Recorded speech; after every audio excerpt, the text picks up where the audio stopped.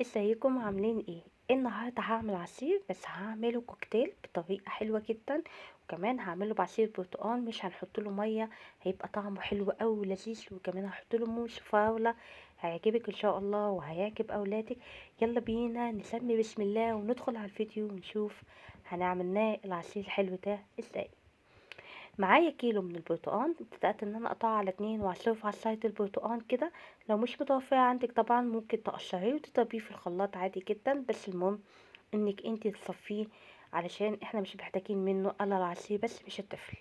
هنا بعد ما عصرت الكيلو البرتقال كله، وطبعا ممكن تضعفي الكمية زي ما تحبي.